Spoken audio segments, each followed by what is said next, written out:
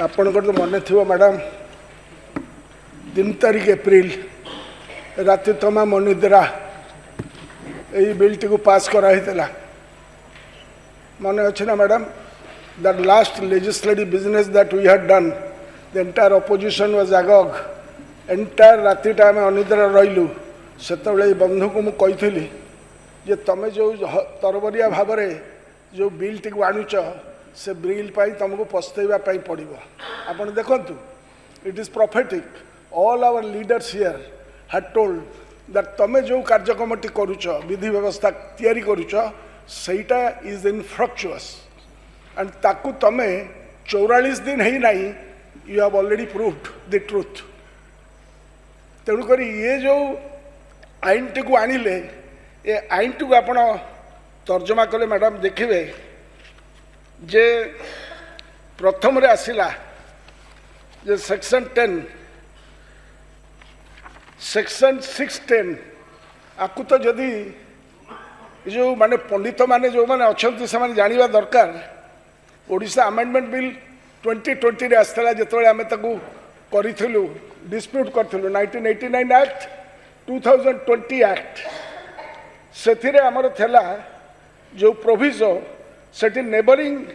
अंचल आसिया व्यवस्था थेला लास्ट ताकू एमाने करेक्शन कले करेक्शन कर सारी अमेंडमेंट 2024 रे आसिला for the words chancellor may appoint any of the vice chancellor of a neighbouring the words chancellor in consultation with the state government may appoint any of the vice chancellor of any shall be substituted ताकू substituted ये कले आज पुणी जहाँ करते पुणी दासा आइले मूलू जो कथा आम कही से ताको सब्स्टिट्यूट कर सब्स्टिट्यूट करके जो कार्यक्रम टी आनिले से जो प्रोविजन को से माने लागू कले मैडम ताकू आज पुणी से माने जहाँ आम प्रोफेटिकली कही जब तुम भूल करुच से भूलटा जमती संशोधन करने पड़ो एवं सेटा कौन पाई करुछथि कारण वर्तमान राज्य रे भाई भतीजा भाई बंधु कुटुंब यही मानू समस्त थोइबा ये गोटे प्रोवाइजरटा को रिप्लेस करुछथि totally by no figment of imagination one can know why this is being done कारण मु आपन को तार डेडलाइन टा कहि दउछि प्रोफेसर सविता आचार्य जी कि वाइस चांसलर थे मैडम एक्सटेंडेड टर्म तकर सरिला 23/5/2025 आपण पास कले दस्खत कले 5 तारीख 12 तारीख गवर्नर दस्खत कले 17 तारीख नोटिफिकेशन है गेजेट नोटिफिकेशन 17 एप्रिल आपण देखी आसतु जो उत्कल यूनिवर्सिटी वाइस चांसलर का जो एक्सटेंडेड पीरियड 23/5 रे सरिला से ही दिन 27 तारीख दिन तक अपॉइंटमेंट इंचार्ज कले vice chancellor professor Jagadeshwar Dandapat's appointment was in violation of section 610 of the Odisha universities act 1989 as amended by the Odisha Universities Amendment Act of 24 which came into force in 17/4 आमे जहाँ को कलु 17 तारीख दिन ताकू ये मासे 44 दिन भीतर तक भागीदे भाई बंधु कुटुंब मान को रखा से blatantly they have created confusion in the entire hierarchy of higher education किए का भाई बंधु कुटुंब यही मान को रखा ये बंधु आमर भूली गले जे सी जो आईन करते से आईन को से चकटिका मत मिलदेले आम तो एक कथा जानी पार न था कारण आम ताको विश्वास करुचु आउ सरल निरलस मुख्यमंत्री को मध्य बहुत विश्वास करू जे ये गोटे एंटायर हाउस को नेल कॉन्फिडेंस रे किछि न जानी ना तुमको जहाँ बतई देले तुम ताको करदेल ताको बदल रे से कौन कले 3/6 से सर मैडम गोटे PIL है one alumni of this university से PIL नकर थे आज बोधे गृह जानी न था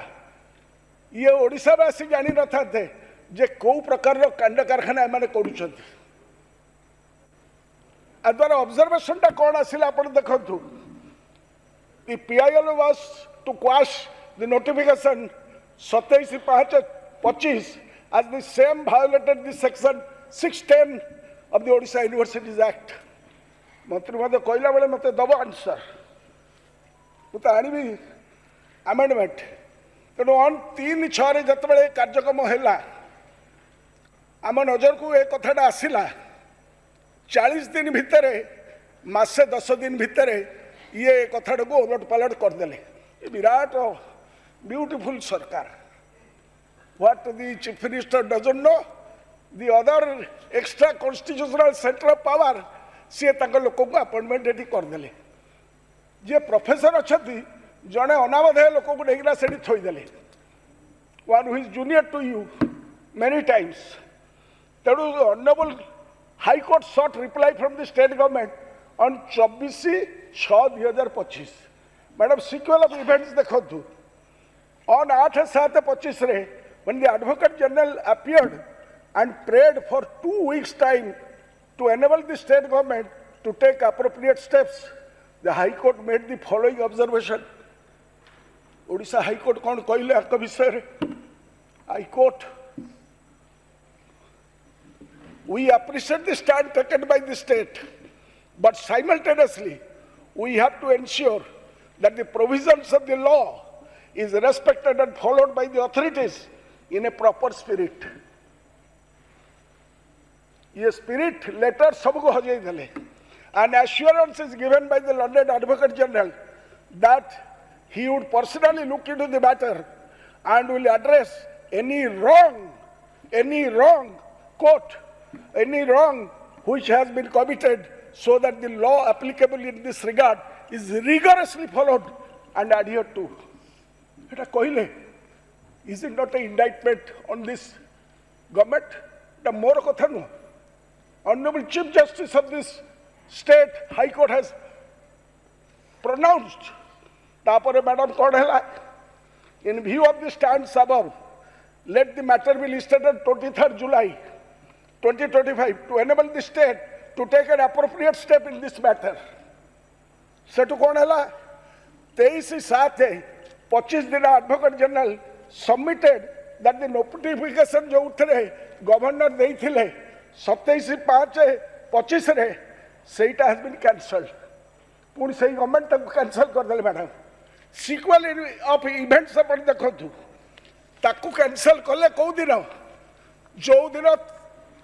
23 तारीख दिन है हियरिंग कैंसल कले 22 तारीख दिन से कथाटी माने कैंसल कले जो दिन काली अच्छी आज कैंसल कले सही. माननीय विधायक महोदय आपण काहे की विरोध करूछंती सेती केवल कहंतु. मैडम व्हाई आई एम मु विरोध करिवार कथा त पॉइंट ऑफ मेकअप करिवि वर्तमान उक्त संशोधन बिल हमरो अमेंडमेंट किंतु आपण जानिबा दरकार because you are the presiding bill रो आलोचना आ पारित बेले आपण पुंखानुपुंखा आलोचना करि परिबे. वर्तमान केवल क्यों कारण रो आपण विरोध करूछंती से कारण टी उपस्थापन करंतु. गिव मी मैडम काहे की एटा किबळी बाबरे एंटायर हाउस को आमे इतिहास रे रहि जीवो जे आपण प्रिजाइडिंग आमे एठी चुप्तर बसिछु. मु कहू नै हाई कोर्ट कोन हैला 44 दिन भीतर 40 दिन भीतर एटा हेई गला